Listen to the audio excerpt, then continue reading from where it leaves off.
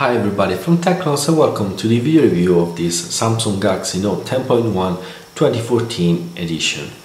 First of all, I'm sorry, this won't be a techno-lost review, as you know I didn't have that much time to test this device and I have to return it, so my fault, sorry. And I have to put together both the multimedia focus, the focus on the S Pen and the review all together.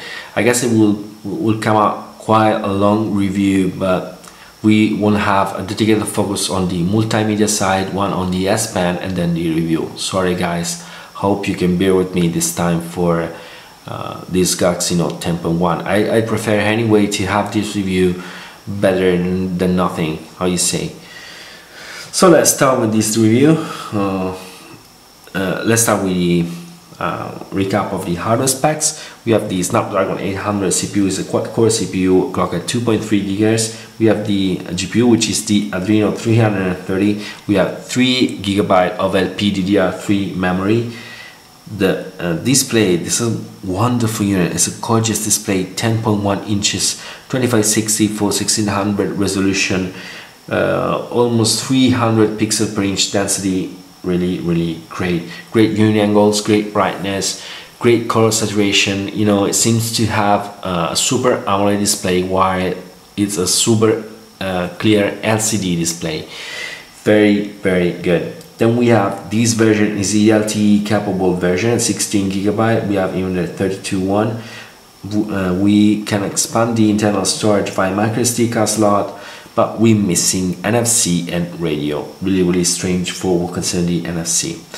So let's start with the UI. This is more or less the same UI that we can find inside the Galaxy Note 3. Of course, we have few stuff specifically optimized for the Galaxy 10.1. Of course, we have so much screen state that is quite capable, easy to understand that we have a little different UI. For instance, here we have the Google search option, while here we have the button to get directly into the app drawer. Then what else? For instance, we have this notification bar, which is more or less the same that we have this into the Galaxy Note 3. This appealed to me. I mean, we have a tablet, not a phablet or a smartphone. Then we have so much space. Maybe Samsung could use in a different way the space available for notification and for quick power toggle. So to me, maybe it's better to have a configuration like the stock Android. On the left we have just notification, and on the right we just have power toggle. That would be to me more interesting, even better to use in everyday life. So beside this few stuff dedicated to the Galaxy Note 3, and here I want to show you another things. If we lock the device and we use a cover with magnet on the cover like this one, just let me show you what we have here. Of course, we can disable this option. If we open up the cover like this, here we go, we have this special screen. We can of course enable or disable it, as I told you, and here we can, for instance, write something quite fast and easily like this. Hi from TechnoLost. Yep. Okay. So this stuff is specific for the Galaxy Note 10.1, of course. What else? We have a very advanced multitasking management. This is maybe the most advanced device for what concerns multitasking, as well as for the Galaxy Note 3, of course. Just let recap few feature that we have that concern with the multitasking. We have, of course, the split screen like this. We just have to keep pressing the back to reveal or to hide this bar that we can even move wherever we want. Sorry, the bar, not the app, like this. Am I able to? Okay, like this, up, down, left, and right and left, sorry. We can then put more than one app on the screen like this. We want to use, for instance, the file browser and then the internet browser. What is more interesting is that we can finally use two apps of the same app, sorry, on every half of the screen. So as you can see here, we have two browsers. Or for instance here, I can load another file browser just to give you an idea. Or I want to add, for instance, the messaging. Okay, we can of course move here the Windows split bar to, you know, decide which half of the screen will have more available screen, of course. And what is more interesting is that we can see all the apps that we have in one half. This is great. I mean, we can have more than an app in a single half, and we can of course cycle between all the apps that we have on every side. Very, very interesting. Moreover, we have few other stuff here, like the possibility, of course, to switch windows, and this is, we even have the possibility to perform some drag and drop focus on the content. Of course, we can close application. Let me show you the matter of, you know, the drag and drop. This we have, for instance, we can recall the gallery here. Okay. Now, if we load, for instance, on this other side, here we go, the messaging hub. This drag and drop doesn't work for everything, just for chat on and message right now, but hopefully Samsung will extend via SDK the possibility to add more interaction with other apps. For instance, we can select an image here and perform this drag and drop like this. We can then release here the picture, and magically we will have the picture inside this message. I've already added the picture for the previous Italian review, sorry, so we have to for this reason. So as you can see, we have such a great management of multitasking, which is really, really great. No one else does it better. Seems to be a marketing slogan, but that's it. Samsung did a really great job for what concerns multitasking. What is more interesting is that we even have not only the split screen option, but we even have another feature. We have, of course, used the pen. If we press the button of the pen while we see the cursor, we have this pen window. This is very nice. We can draw a window with a pen like this, and then we can decide to start an app into that windows. We can even decide whether to enlarge or shrink the app. Of course, we can perform our tasks. We can move the windows wherever we want. Of course, it's an overlay window, so we can even continue doing whatever we want behind that window.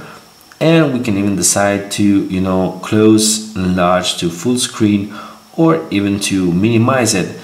Minimizing the windows is really interesting. We have this Facebook home icon, which we can move everywhere. It's like Facebook hats. I guess that was the correct name for this feature into the Facebook home. And as you can see, we can perform stuff, do whatever we want. We always have this hub visible, and then we can start it and get it back whenever we want, just pressing on the icon. And now, for instance, we can close it. So as you can see, we have so many options for what concerns multitasking, that this is really really great device for multitasking, really a productive one, considering we have such a big screen and we have all this stuff for multitasking. Really great. So let's go quickly through the S Pen functionality. If you want more in-depth view of the S Pen functionalities, I do suggest you to give a look to my dedicated focus on the Galaxy Note 3, because they are more or less, if not exactly the same. We have, of course, the possibility to press the button here, and we have 5 functionality which are the more interesting one. The first one is action memo, which gave us the possibility, of course, to take a quick memo. Then we can use this link to action, which automatically recognize what we've written here and recognize, for instance, that we have here a number that we want to call. So we press it like this, we get directly to the dialer, and then we can directly call this person. This is really another feature of this device. Although it's a tablet, we can make phone calls and even send messages. I mean, maybe just few of you will really use this tablet to make phone calls, but it's pretty nice to have anyway the possibility to perform phone calls. Then it's up to you whether to do it or not. So good job to Samsung for implementing such a feature. Very, very nice. As you can see, the S Pen works as for the Galaxy Note 3, even on the soft touch button. Here we always have our quick note, then we can close it like this. Another function of the pen is the scrapbooker. We can use it in many stuff, but it's more interesting, for what concerns the internet browser. We can of course scrap this content, but that's not very nice. If we get into the browser like this, we are, for instance, into Amazon. We want to take note of something that it's interesting. Let's say that we want to know this cover. Okay, here we go. We grab the cover, we have the address, then we select it. Now if we get into the scrapbook application, here we have our scrapbook, and here we have the one we use with Amazon. Then we can click on the URL, and we can get directly into the page that we grabbed with the scrapbook action. Very, very interesting. So beside the scrapbook, we even have some other stuff like screen write, which is nothing but a screenshot of what we have right now, what we are seeing right now, and then we can of course write it in. As you can see here, it's not perfectly smooth, it's not perfectly fast, the writing. I mean, the sign cannot cope with the speed of your writing, and this is one of the small problem of this Note 10.1, which I will talk to you about in a few seconds. The other functionality beside the pen windows that I've already showed you is the S Finder. This is really interesting. We can perform search all over the tablet. We have contacts, we have whatever, we have files, we have S Planner, scrapbook, and then we can search the web. And what is very nice that we even have these filters, so we can just see the stuff of the last 7 days, just to say. This is really nice way of performing search inside all over the tablet. So I'll really show you the action window here, so the pen window, so I won't show you one more time. This is the way to have multitasking inside Windows. Just one more things about the S Pen that I want to show you is the fact that right now it's pretty fast. Look at this, not as fast as the Galaxy Note 3 anyway, but if we zoom to 100%, everything starts to be even slower, while on the Note 3 is not. I mean, the Note 3 is extremely fast in writing. Even if you zoom to 100%, you can write as fast as you can, but the sign will be always at the the top of your pen, which is really good.